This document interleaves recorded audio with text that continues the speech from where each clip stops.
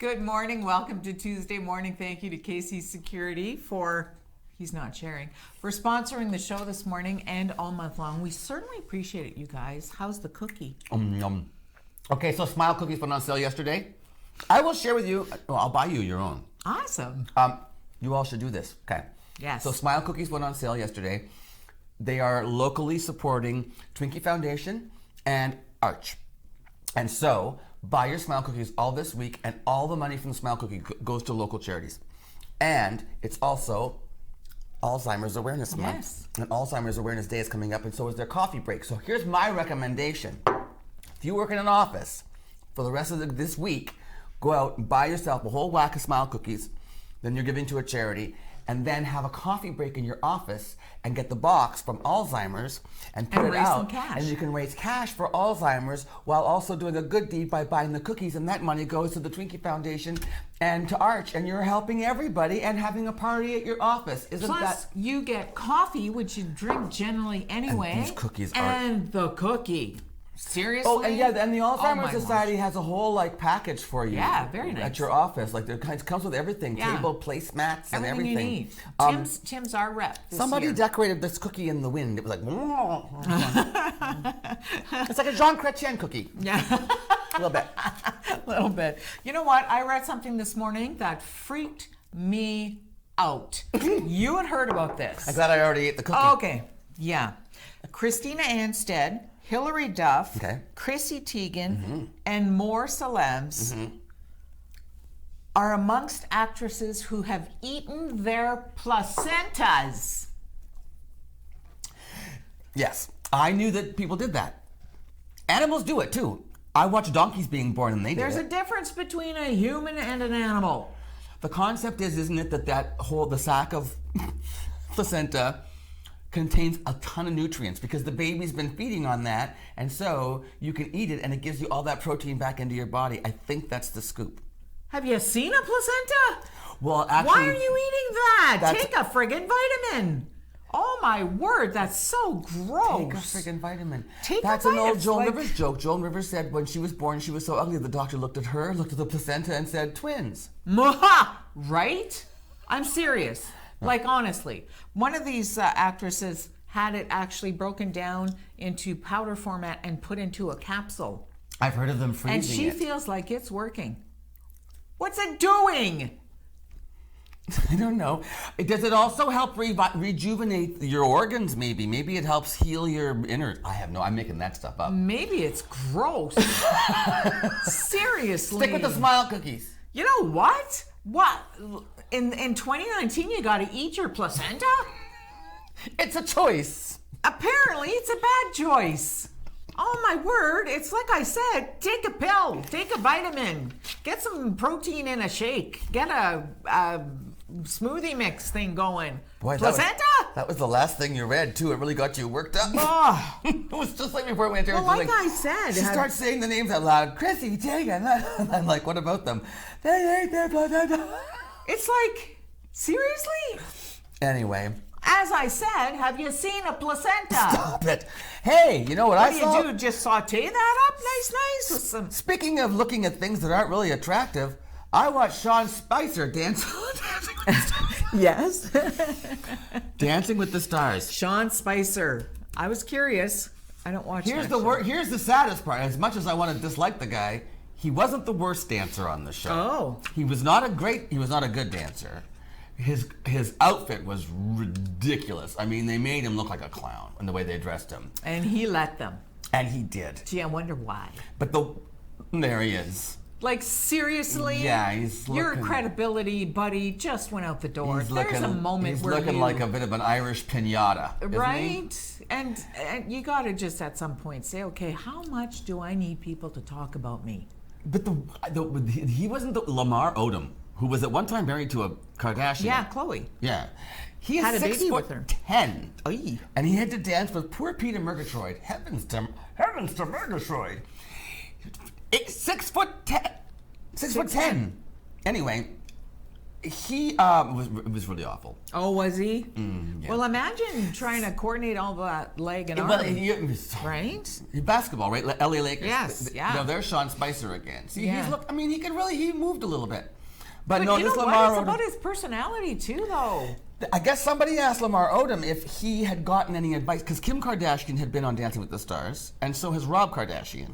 So Oh, I remember Rob. I didn't realize. I think it was Kim. There was 2 Kardashians, maybe Oh. not Kim. But anyway, somebody asked him, did you get advice from your ex-in-laws about being on Dancing with the Stars? He says, no, but they both lost anyway, so I don't think it matters. Okay, But then. Rob made it to the finals, I thought. Anyway, and then Christy Brinkley, they showed when she fell and broke her... Oh, did you see that? She fractured her wrist and arm in rehearsal. Oh, gosh. She'd already been rehearsing for 3 weeks, right? Oh. And then she wipes out and breaks this thing. So she got her daughter, Sailor, to replace her 3 days' notice. The kid was amazing. Yeah. Well, kid, she's a grown woman, her daughter. gorgeous. Because Christy's in her... Like a Christy's- spitting... And they Christy's both 60 wear the same size.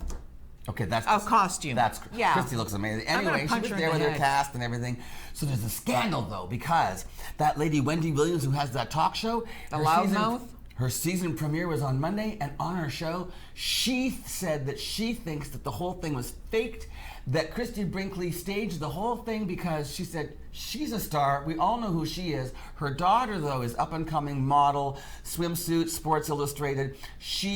And everybody knows with the Kardashians, it's all about exposure, and Christy's trying to get her daughter a leg up, so she faked the injury so that her daughter could take her place and get all this buzz and get branding for her name. But she had surgery.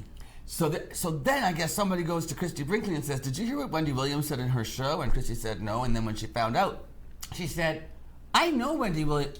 I'm going to call her and find out what's wrong, what's going on. And she was crying, apparently. Aww. Wendy Williams hurt Christy Brinkley's feelings. Stop hurting Christy. Leave her alone. She And then broke her arm. My favorite dance of the night was, what's his name? James Vanderbeek. I never watched the show Dawson's Creek. I never watched it, but I knew who he kids did. was. He was great. He actually showed me video of them. Like a pro. Like Sorry the I legs. talk so much about Dancing with the Stars, but I love that show. I used to like it. I like So You Think You Can Dance Better. That- Because it's normal people. That was on last night too. I haven't watched it yet. I had to PVR that one. They were both on at the same time, 2 different networks. See, they're trying to mess with your I mind. know, they're putting those dancing shows up against each other. I have a really cool interview today. It's a Skype I did. The guy's from Bulgaria. Well, he's not. He's Scottish, lives in Bulgaria. And, was that right, Bulgaria? Remember Yes. yesterday I was trying to do the promo. I kept Yes. saying Bolivia or something. Anyway, he's the director of this really cool film that's coming to Sault Ste. Marie, Neither Wolf Nor Dog. And the star of the film is this 90-something-year-old Indigenous man. It's really cool. Oh, sounds awesome. And then also it's Culture Days. Is that what it is? No, it's Bushplane Days. That's what it is. Culture Days is next week. Edie Suriano's here from the Bushplane Museum, and I think Kathy Fisher is going to join us from the Old Stone House. And they're like, come to the corner. I love that. Come to the corner. And you have news. I have news. That's always. A great morning on Morning with Luann and Tim. Happy Alzheimer's, happy smile, everybody. Go out and raise some money for charities, and we'll see you in just a minute.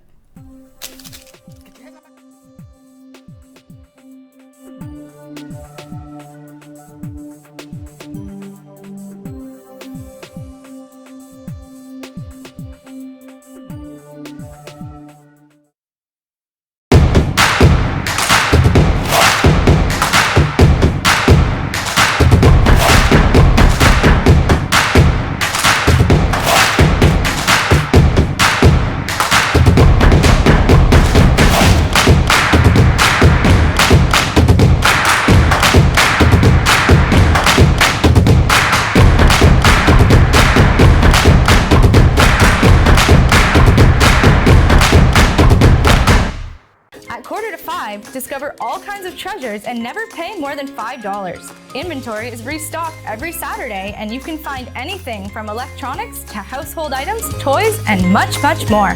On Saturday, everything is $5, and the price goes down throughout the week, ending with 25 cents on Friday. We restock weekly with new items from various big box stores, so you never know what treasures you can find. Come visit us at 4:45, 2510 Ashman Street in Sault Ste. Marie, Michigan. Is this Nurburn?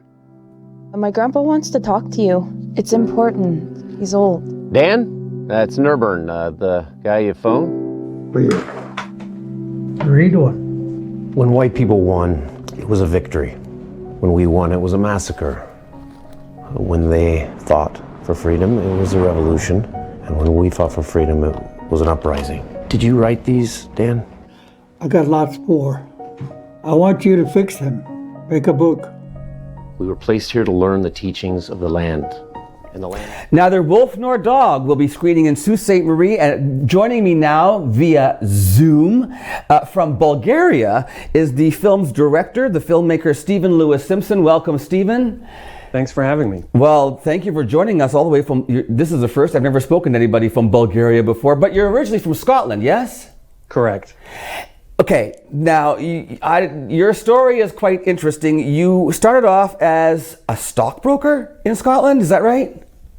Well, you know, we do crazy things in our youth. That was mine. You know, hopefully we sort of grow up and wisen up and How did you lose go? those silly ways. So when you're a stockbroker, did you have dreams of getting involved in the film industry, or was that even in your mind at the time when you were 18 I years was old? working on it. I mean, the thing is, I grew up in Aberdeen, Scotland. Nobody'd ever made a movie in my hometown before from there.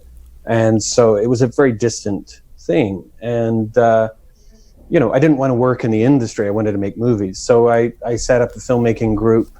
At weekends and evenings, we'd go out with a full-size VHS camera, as they had back then, and shoot sometimes feature-length films together and writing scripts at the same time while I was stockbroking. And then at 22, I jumped ship and jumped on a plane for LA and started the only place in the film business I wanted to start in, and that was the studio of Roger Corman, the legendary low-budget producer.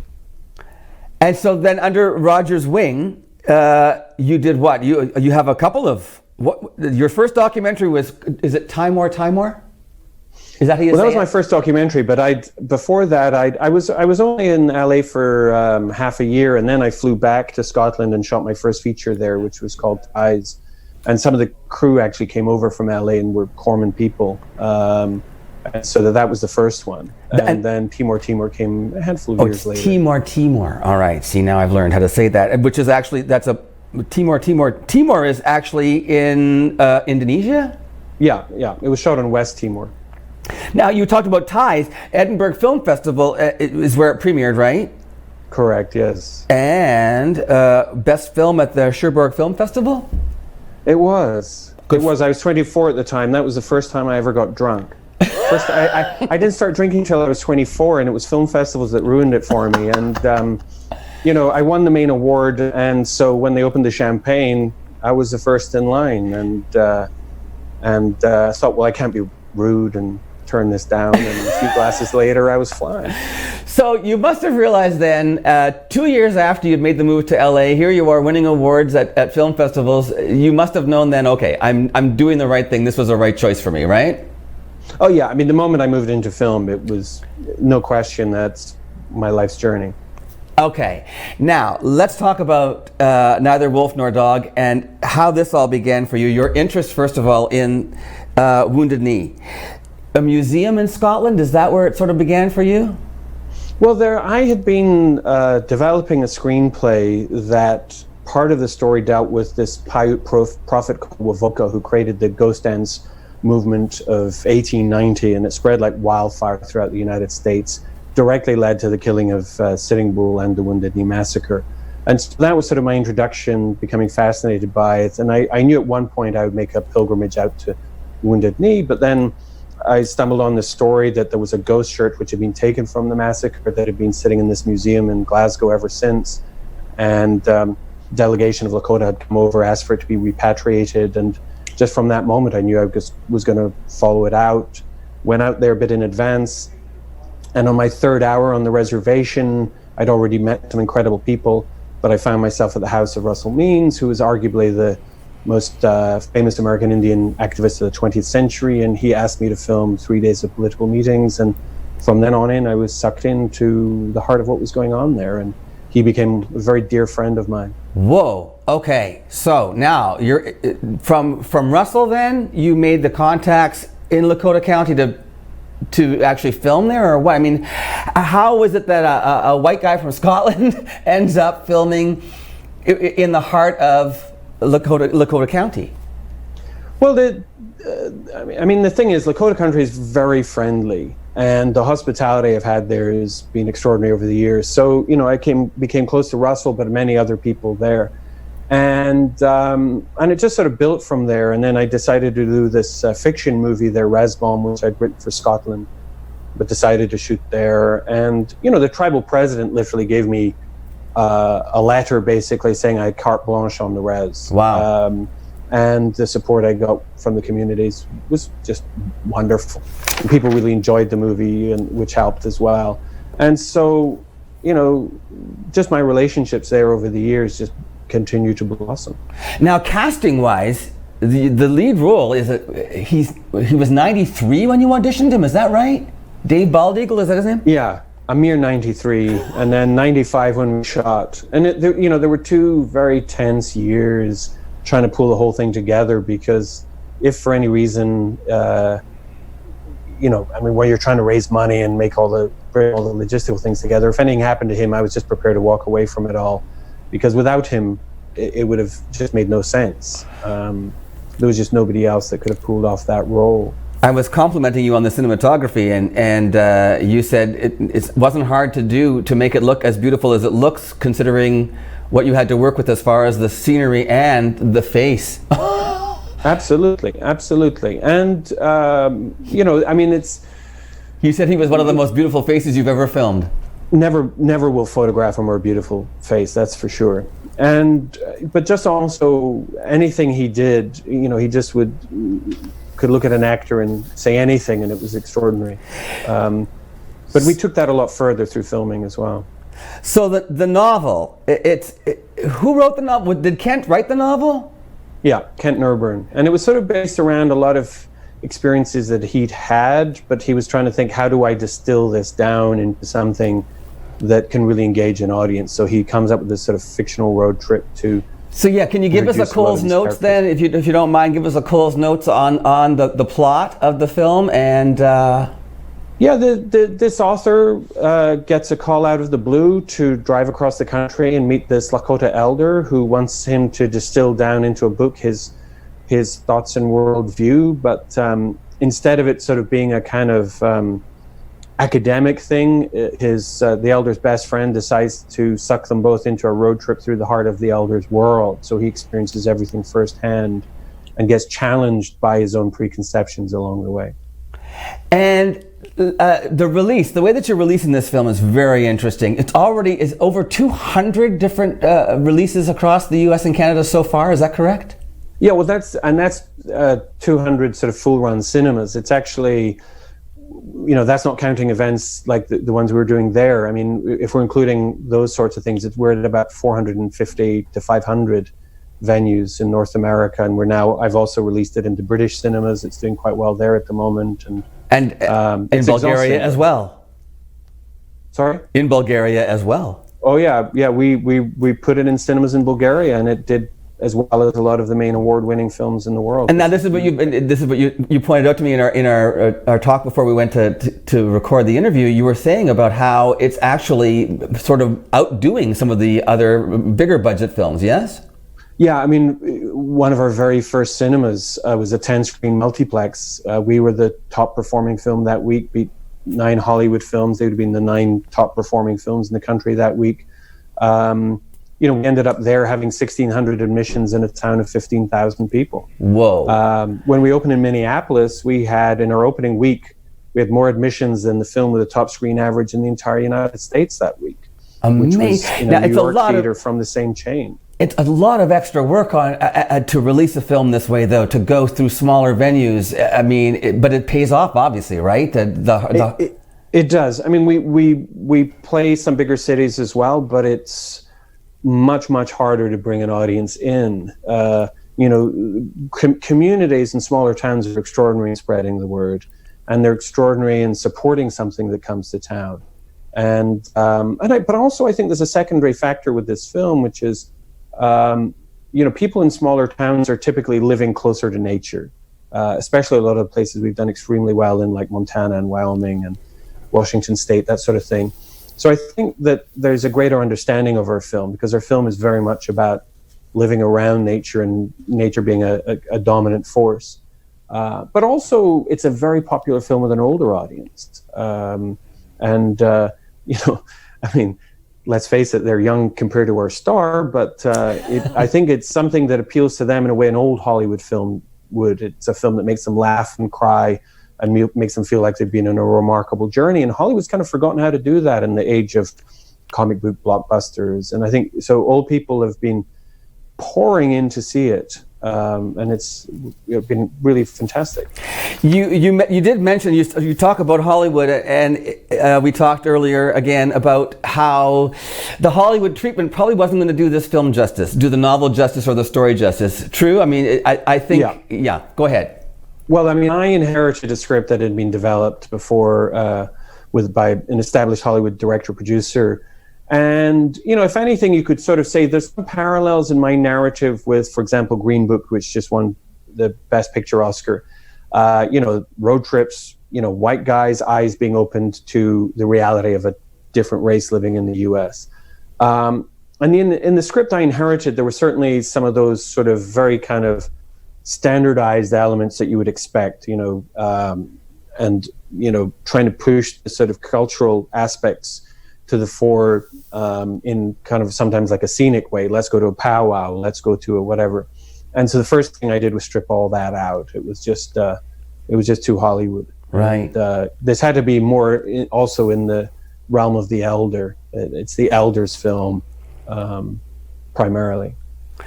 Films like yours, I think, are going to help in bridging the gap. Do you think so too? In sort of introducing people to the history of... Yeah, undoubtedly. I mean, Dave Baldeagle just melts people's hearts and makes them listen from their heart as well as their head, and in a different way. And, we filmed the climax at Wounded Knee. He had relatives at the massacre of 1890. So I threw away the script, and he spoke from his heart. Wow. In that whole scene. It slips away from almost being fiction into a whole different realm. And at the end of filming that, he turned to Christopher Sweeney, who was playing Nurburn, and said, I've been holding that in for 95 years. Wow. And it's truly incredible. And it's there's something historic about this film. I've been around that world enough to know that he's the last of an era. 97 when he passed away. There are very, very, very few of these remarkable individuals left. And also tied into something as powerful as Wounded Knee. 7th Cavalry's Revenge for Little Bighorn. His grandfather was one of the key participants at the Little Bighorn. Wow.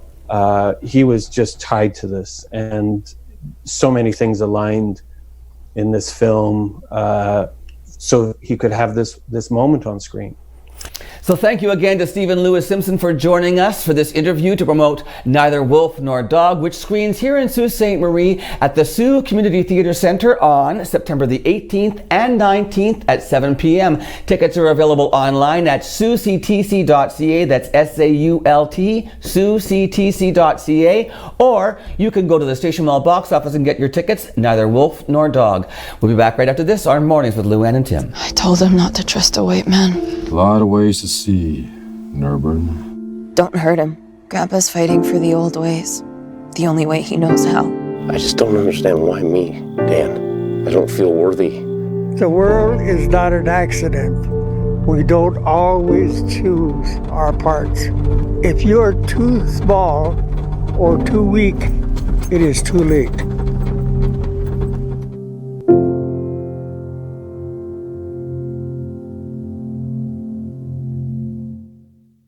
Have a great business idea but don't know where to start? Need help taking your business to the next level? C2C Business Services can be your guide in navigating the path of entrepreneurship, with services ranging from grant funding support, access to service experts, market information, and helping your business adopt new technologies to create and foster a culture of innovation for ongoing success. Call C2C Business Services and let them be your first step in taking your entrepreneurial dreams from concept to commerce. C2C Business Services is a division of the Sault Ste. Marie Innovation Center.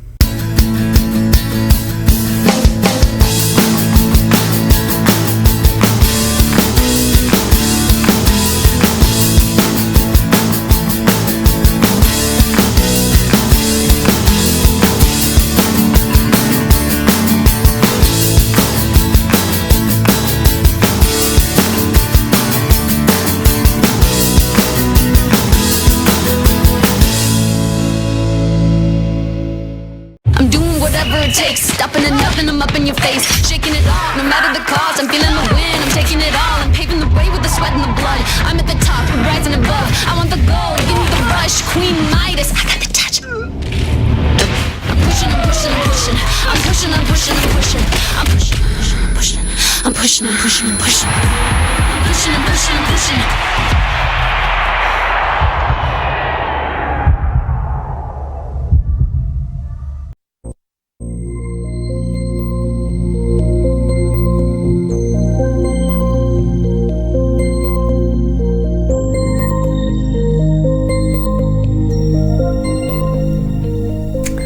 On September the 26th of this month, it is the third annual State of the North Conference brought to you by the Northern Policy Institute. They're sponsoring our show this month. State of the North is an annual conference that explores how Northern leaders and policy experts can come together to find ways to grow and strengthen our Northern communities. It's a chance for you to share your ideas with Northern Policy Institute. Panelists and speakers will give your creative juices flowing. Ooh. Table discussions where you'll have a chance to explore your own ideas along with other attendees. Check it out, stateofthenorth.ca. Thanks for sponsoring our show. We certainly appreciate you. Taylor Swift. Tay-Tay. She is going to be on The Voice. Yes, big news for them. A mega mentor. That means she just comes in for the knockout rounds, like when the contestants are pitted against each other. Oh, okay. She mentors them and gives them advice on how to do their number to try to beat the other person's contestants. So this year's judges, John Legend is back. Blake Shelton is still there, and Gwen Stefani is the one who's replacing Kelly Clarkson. And you know what? I saw an interview with Blake Shelton last night talking about Taylor coming to the show, and he said, well, you know, I did mentor her through her whole career. Oh, look, they've already got her on camera, so they've already recorded this stuff, obviously. Yeah, obviously, yeah. Wait, is John Legend new this year? Because Adam Levine is gone. Adam Levine's gone. But John Legend was on before, right? Yes, okay. John Legend was on last year. Okay, so speaking of Taylor Swift, are you ready for this? You want to talk about marketing? We talk about how smart she is as a businesswoman. Great branding. Keith ordered something from Amazon that had nothing to do with Taylor Swift. Okay. This is the box that it came in. This features this entire box is wrapped with Taylor Swift's new album all over. It's a complete wrap, and it actually says on it, on a flap, Alexa, play the new Taylor Swift. How smart is that girl? Seriously. How many people This is going out Amazon? Across North America, right? Amazon, wild. And you know what? Instinctively, you look at it because it's pink and it's very pastel-y, and they're not usually, they're just plain, right? So when you get it, you got to just like, oh my God. And yeah, and it's called Lovers, so. Really clever marketing. Yeah, very, very clever. Absolutely. James Corden versus Beyonce. Okay, so the Emmy Awards for Creative Arts. For instance, it was like Randy Rainbow was up against James Corden. I think James Corden won that one too. Okay, Beyonce was nominated for her, what was it called? Homecoming. And then James Corden was nominated for his episode of Carpool Karaoke, which featured Paul McCartney. James Corden won the Emmy for Creative Arts for Best Technical Direction. So here's what people are saying. A camera taped to a windshield just won an Emmy over this, and then they show one of the numbers that Beyonce did. Beyonce apparently rehearsed 8 hours a day for 8 months. There were 100 dancers in her show. One of the cameramen involved in the show talked about how he got one of the shots. He said, I was going backwards, I was on a thing, and I was going down the stairs on my bum, catching these, and I had finger signals to get me around.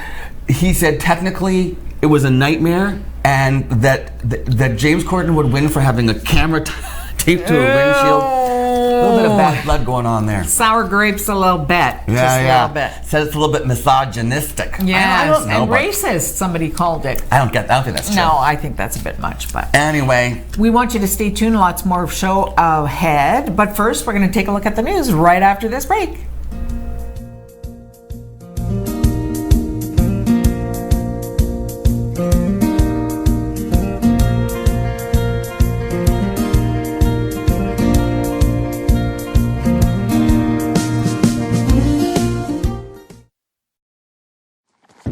Housed in a 15,000 square foot custom manufacturing facility built to produce world-class cabinetry at surprisingly affordable prices, Great Lakes Fine Cabinetry brings your project from initial concept to final design. Proudly providing Northern Michigan and the Algoma region with quality hand-built cabinetry for the past 20 years. Located at 844 East 3 Mile Road, Sault Ste. Marie, Michigan, Great Lakes Fine Cabinetry, making your cabinetry dreams come true.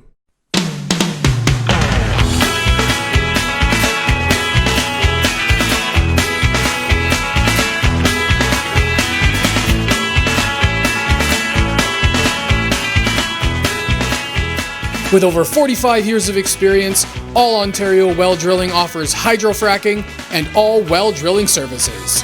Call 705-575-8088 or 705-257-9495. A major union representing education workers in Ontario says its members have voted overwhelmingly in favor of a potential strike that could take effect by the end of the month. The Canadian Union of Public Employees says 93% of its 55,000 members voted in favor of job action, putting them in a legal strike position as of September 30th. The union says that while it intends to continue bargaining with the Ontario government and hopes to avoid that strike, its members are concerned about recent changes to the province's education system. The measures include increases to average class sizes, shifts toward online learning models, and a gradual reduction in the number of working teachers. The changes were implemented over the past year by the Progressive Conservatives under Premier Doug Ford. The president of CUPE's bargaining unit says that members are prepared to walk off the job in order to push back against what they see as cuts that will compromise the quality of education in Ontario's schools. Walton had said workers would not walk out if progress was being made at the bargaining table and said the union still planned to proceed with negotiations scheduled for September 17th and 18th. Contracts for Ontario's public school teachers and education workers expired August 31st, and the major unions are in various but mostly early stages of bargaining. Last week, the Elementary Teachers Federation of Ontario indicated it would be taking a strike vote among its members in the coming weeks. The Ontario Secondary School Teachers Federation has gone to the Ontario Labour Relations Board to determine which issues should be bargained centrally and which should be dealt with at local tables, and the union is waiting for a decision. The Ontario Ministry of Education did not immediately respond to CUPE's statement yesterday, but Education Minister Stephen Lecce said earlier that he is open to negotiating a smaller boost to class sizes. Police say one person has been injured and a suspect is still at large after a shooting at a shopping mall north of Calgary. Officials say they believe the shooting at the Cross Iron Mills Mall in Balzac, Alberta was targeted.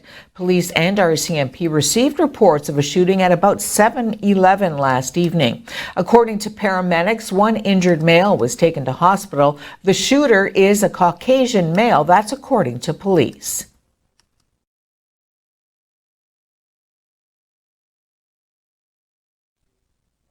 Some of the federal party leaders are getting early starts as day 7 of the federal election campaign begins. Liberal leader Justin Trudeau kicks off in St. John's, Newfoundland with an announcement at a parent and child center before heading to Prince Edward Island for a rally at the farm of longtime Liberal MP Lawrence Macaulay.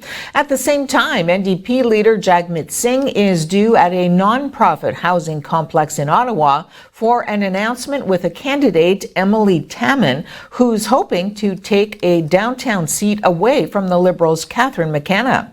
Then Singh goes to Northern Ontario to hit a ploughing match and host a town hall in Sudbury. Conservative leader Andrew Scheer is in Winnipeg making a policy announcement at a beauty school. The Greens' Elizabeth May is to talk about her party's plans to protect Canadians' privacies at the high-tech University of Waterloo. And Maxime Bernier of the People's Party is spending a second day in New Brunswick, taking part in a meet and greet with a candidate in Fredericton.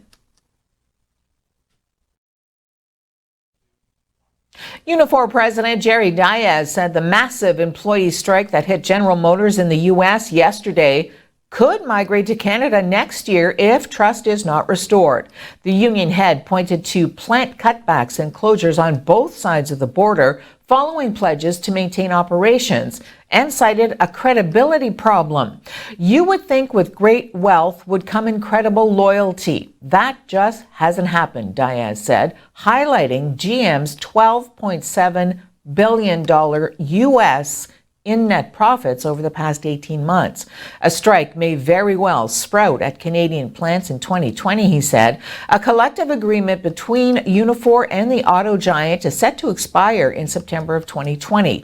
More than 49,000 members of the United Auto Workers went on strike against GM in the U.S. yesterday, bringing more than 50 factories and parts warehouses to a standstill in the union's first walkout against the #1 U.S. automaker in over a decade. GM Canada's Oshawa plant will see the vast majority of its 2,600 unionized employees laid off this year, though initial plans to close it were adjusted to save about 300 of those jobs for a parts operation.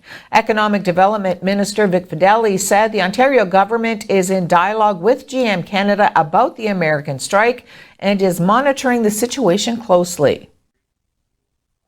Toronto's medical officer of health wants the Ontario government to stop letting students skip their vaccines on philosophical or religious grounds.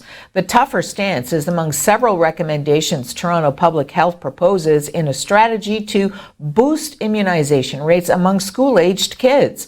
Other suggestions include promoting vaccines directly to students themselves through the school curriculum and offering health clinics financial incentives to reach vaccination rate targets. The agency's associate medical officer of health says a key measure would make it tougher to avoid vaccines under the Immunization of School Pupils Act.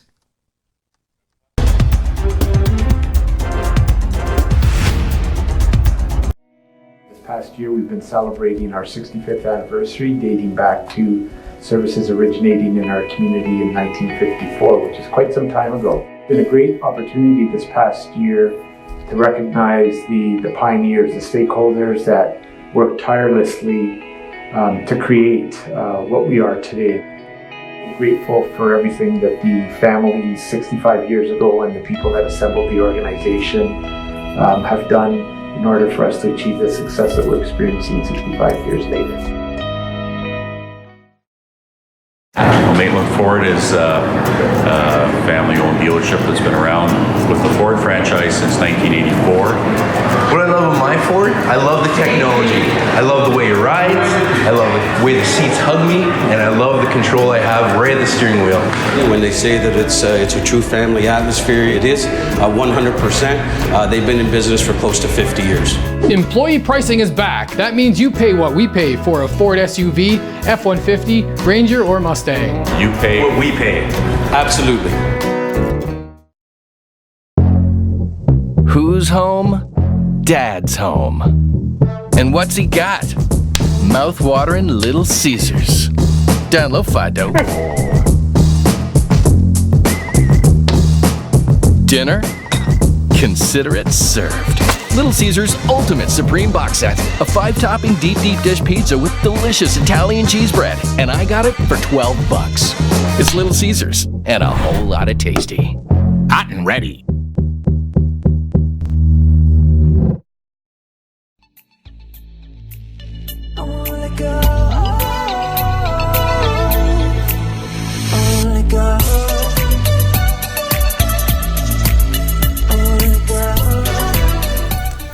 So you're funny looking. So another funny guy, Shane Gillis. Do you know him? Is he the guy that got hired by SNL? And fired by SNL. Boom!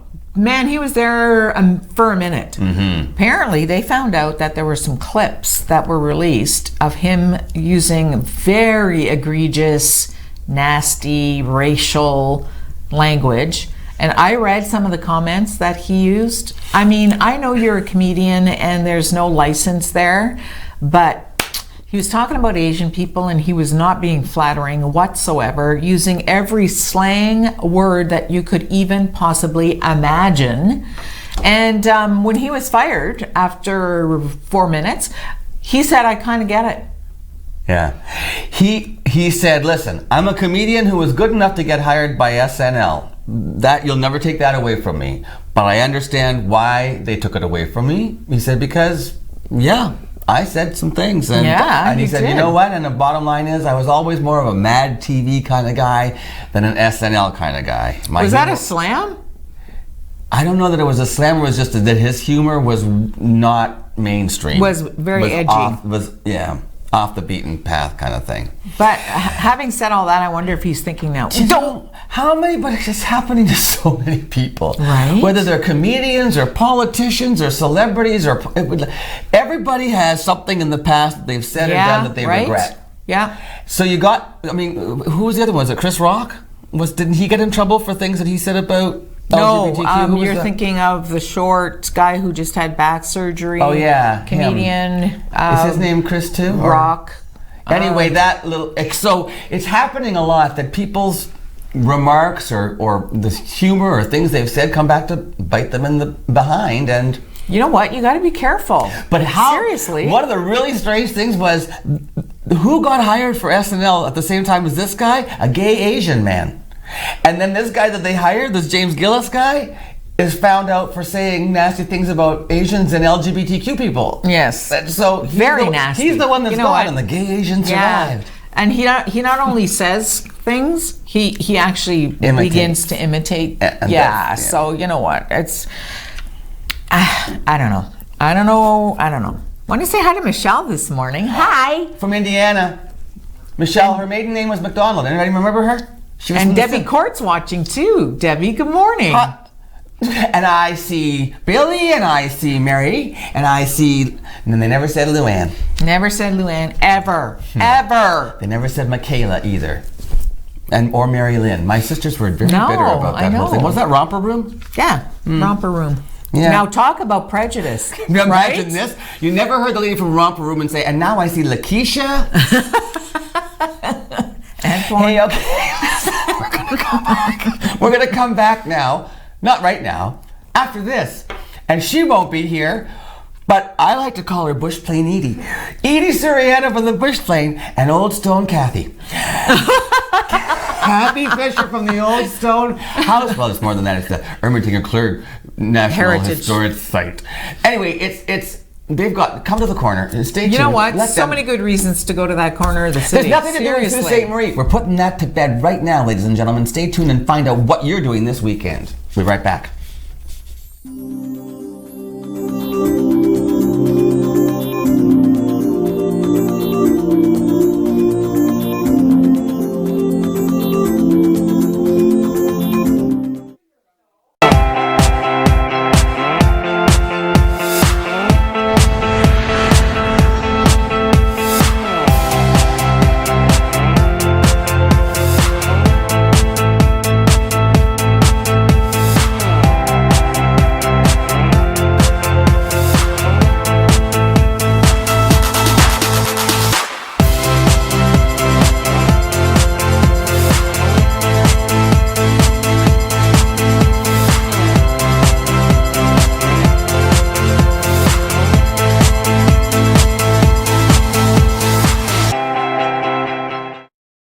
Recently, the Government of Ontario established a $100 million affordability fund to help Ontarians who don't qualify for low-income conservation programs ease the burden of their electricity bill.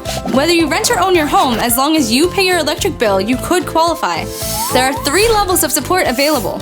The first is a home energy kit with upgrades like smart power bars and LED light bulbs. The second includes Energy Star appliances that help keep things cool during the hot summer months. The third is for electrically heated homes so that your power bills don't break the bank during those long Canadian winters. Plus, all upgrades, including installation, are completely free of charge. Visit affordabilityfund.org or call 1-855-494-FUND to find out if you qualify.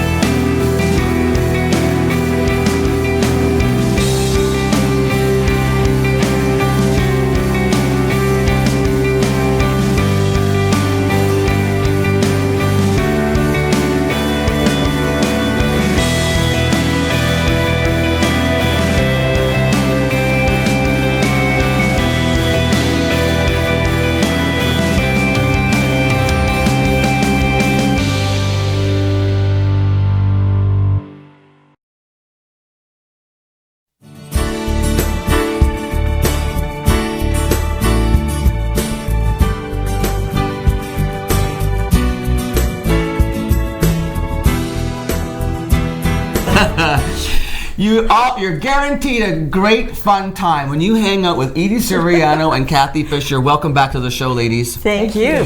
So, there's in stereo. You do have a really cool rapport, the two of you. We do. We do. Come to the corner. Come to the corner. Tell me where that came from. Did you just make that up? We came up with it quite a few years how, ago. But when? But we've done this before, and it just. Y'all know which corner we're talking about. We're talking about the corner of Bay Street and Pym. It's the the Canadian Bushplane Heritage Centre and the Ermitinger Clerk National Historic Site. Did I get it right? You did. Yes, very good. Otherwise, Old Stone House Blockhouse and the Bushplane. Yes. You guys are busy as heck over the next couple of weeks. We are. Let's focus on this weekend first. Let's get through this weekend first. It's Bushplane Days. It's Bushplane Day, 24th annual Bushplane Day Look, Festival. I'm holding up a poster. Oh, Michael's got it. Look. Oh, there we go. Thanks. How many there annual? It is. 24. How many of these have you been around years. for? I've been for 10 of them. So that's pretty cool. Congratulations, Edie. Yeah. 24 years of Bushplane Days. Yes. Have they ever evolved, though? Oh, have they ever? From just inviting a few people in to see the planes to all the activities that we have going on now. How many folks are you getting through that doors now? In the 2 days, we'll get around 3,000 people will come through. Isn't that fantastic? Yeah. And they're coming to see the characters, see? So some of them come back. They'll be for 2 days. Which Because maybe you'll want to see Wonder Woman, or maybe you want to see Batman, or Captain America, or Chase, or Sky. Sky is the big hit from Paw Patrol. Who's Sky? From Paw Patrol? Paw Patrol. The kids love Paw Patrol. So you get all those characters. We have characters nonstop throughout the whole, including our own that's Chopper. Your mascot. There's there he Chopper. Hey, Chopper, the Bushplane Beaver. There you go. Yeah. And you also have M&M's as they're cooking up a storm. We're cooking up a storm, and we have the train. We have treetop train? The little train? It's a little train that you can go for a ride. Even adults go with their kids. It's a pretty strong train. I can get on there? You can get on there. If you come, We've had the British soldiers on there. That's right. The British. There's the train. Look, there's the picture. Yeah. You had the British soldiers ride the train. We did. Yes. Right after they captured Captain America. Yeah. This is very funny. You actually organized having the British soldiers leave the Old Stone House. Went across the corner. Across the street. And they captured Captain America. Did they bring him back to the Old Stone House? They did, and he lit the cannon. And he lit the cannon? He lit the cannon that fired in the War of 1812 against the Americans. That's funny, though, you guys. Yeah, we have fun. You guys had all this interaction. And you share each other's audiences. Yes, we do. Well, what's this fishing thing? Oh, that's it. Something new for us. Destination Northern Ontario is the first time they're coming in as a sponsor for us. Okay. But they're also bringing their little interactive fishing. So it's like magnetics, but so they'll be the kids will be able to try fishing and watching the screen and trying to catch the fish, and it's all about fishing in Northern Ontario. And where it's they're all going with interactive. it. It's all very, very interactive. So we're anxious to with Treetop Adventures. Do you actually climb and stuff? Well, you go on an obstacle course. Oh, so you climb up one and you get all harnessed, and then you try and walk across those steps. And it's flanked by 2 trucks. Yeah, it's a little bit off the ground. It's a little bit off the ground, but yeah, the kids love it. Yeah, it's very, very cool. Yes, and the model airplane people are there with us again this year. If weather cooperates, they're going to try and show you how the remote control planes do. They're going to fly float. the planes? Yeah, but they can't be windy, because otherwise they're poor. You just finished a whole bunch of renovations in there. Well, we're still working on it. Yeah, we're still working on it. We were kind of hoping, and Tomica's coming in. Yeah. We were kind of hoping they'd be ready for Bushplane Days, but unfortunately, That's they're okay. a little behind. It's another reason for another party later on. There you go. Sometime in October, we hope. So what days are you doing Bushplane Days? Bushplane Days are Saturday and Sunday, the 21st and 22nd, 9 to 5 both days. 9 to 5 And both lots days. of music. We have music. I'm not singing, but we do have music. You come from a musical. Well, you're married into music. Married into music. Yeah. Who's playing? Do you know? Well, Ken Soriano will be playing, as is Doug Kuzno. Oh, excellent. Yes, so we've got a little bit of jazzy type and a little bit of guitar type. Fun. So it's really for everybody. Yeah, it's for everybody. Yeah. So you got food. Oh, and bouncies. And bouncy, yes, from there in. The 3 biggies are coming this year. Really? So, yeah, 3 big castles. We want to call them castles, obstacle course. And never mind, the planes. And the bush planes. And that's why we're having Bushplane Days, to celebrate water bombing and bush planes and the fact why that we're there. We are the only Bushplane museum in the world. Lots of museums have bush planes or float planes or whatever you want to call them, but we are the only bushplane museum. Edie, yes, you're amazing. Kathy, what do you beat that? We have the candy cannon. Yeah, the candy cannon. You fire one over the cannon. So we're going to send them all sugared up over those bouncies to you. Kathy, Edie said before the show, she said, yeah, they fire off that cannon right towards my office window. Every 15 minutes. So you know what happened? You're watching. Okay, you watch that clock.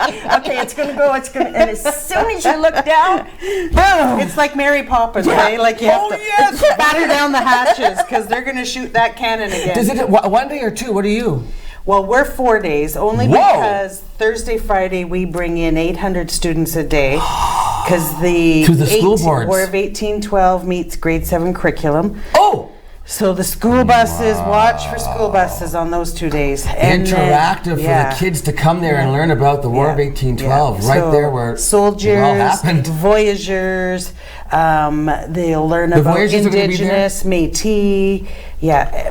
Oh, you were saying Elizabeth webcomic guide is coming with some She'll be storytellers? there on the weekend, on Saturday, Sunday during Bushplane Days and our fall rendezvous, but on the weekend it's a little different format for the public, right? Yeah. So they're going to be coming, doing storytelling, quill work.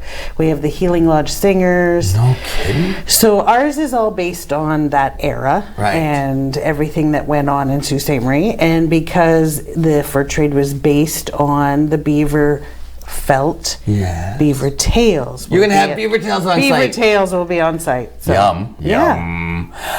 Okay, so you've got people dressed in costumes, you've got the cannons going off, you've got beaver tails there, and then you've got this across the street. But wait, so when you and the Discovery Center too, right? Yes, everything's open. The buildings are open. You can tour through. Do you have anything going on in the theater in there as part of this? Like, do you have any screenings or anything, or what are you doing there? Well, we do have our movie, but you do. During our big events like this, we'll probably have a station in there with people doing interactive things.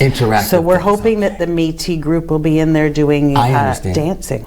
Oh, very cool. So come learn how to do the broom dance. Exactly. There you go. Okay, so come to the corner. Come to the corner. Definitely Saturday, Sunday. I mean, you're booked on Friday, Saturday. I mean, Thursday, Friday with the schools. Yes. But are you still open to the public though? How do you do We that? are. Okay. People just join in with the school tour and learn each station if they want. Amazing. But Saturday, Sunday is the weekend for the two of us. That's what you're doing this weekend, Sault Ste. Marie. You're heading down to the corner, and you're going to spend time with Bushplane Edie and Old Stone Kathy. All ages. Yes. Is there a certain under a certain age no fee, or like for little kids? For us, it's 4. 4 and under, no charge. And we have our special rates on. Adults are only $5. Other children are only. What do you mean adults are only $5? $5, yeah. To get into the Bushplane Museum for Bushplane Days? We want you to come and celebrate with us. Well, that's a bargain. It's a bargain. Okay, there we go. That's what we're doing. I got to say goodbye because otherwise we don't see Luann again. So we'll be right back after this. Thanks for being here. Thank you. Happy, what do you call it? Bushplane Days and 18 Fall Rendezvous. Fall Rendezvous. Come to the corner. Come to the corner. Right back after this.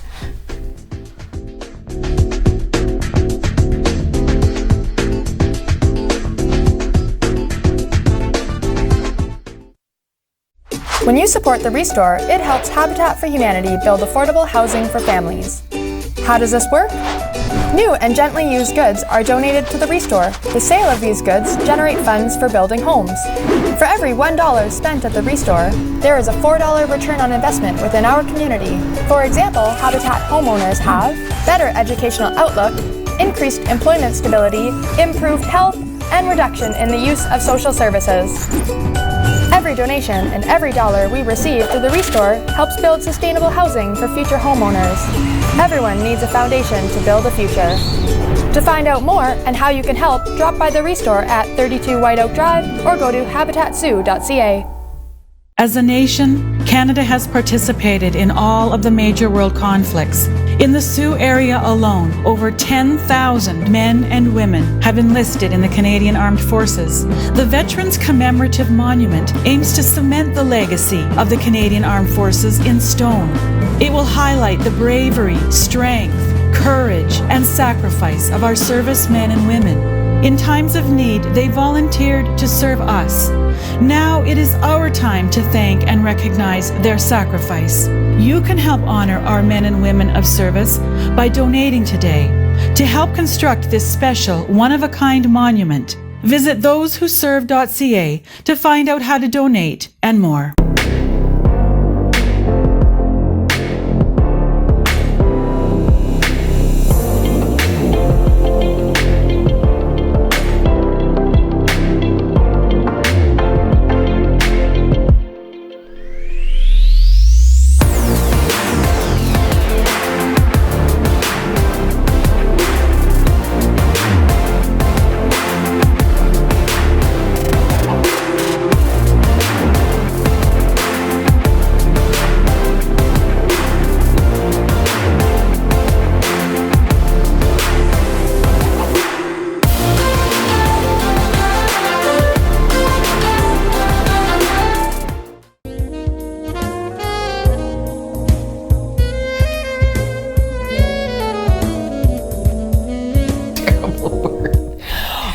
We have so much fun, honestly. We do. My goodness, I'm so glad you're watching. What a great city. Yeah. We have fun people who live here and you know fun what? things to do. Generally, you think women can't get along. I was just watching an interview, Kelly Clarkson's new show. She was interviewing Christina Aguilera, and they were talking about how people pit women against each other. Go to the corner and see women working Those together. two characters. Oh my gosh. So much fun. Doing so many good things for the city. Lots of culture going on in Sault Ste. Marie. Absolutely. And then there's us. See you tomorrow. Thanks for joining us today. Bye.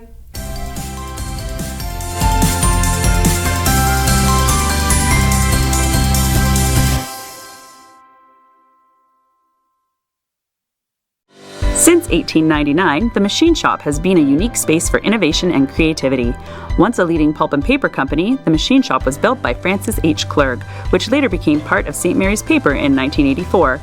After the closure of St. Mary's Paper in 2011, the Machine Shop spent 4 years vacant.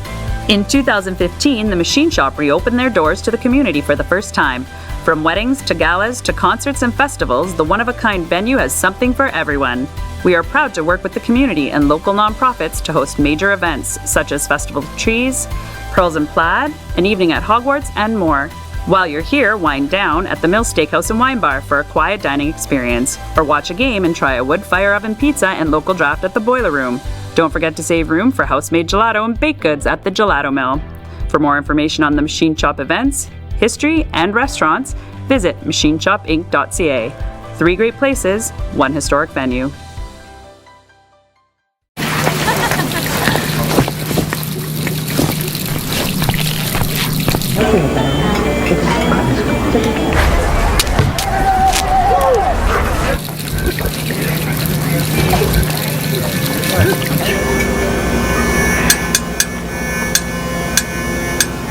It's not always this obvious when young people need help. For 30 years, we've shown up for youth.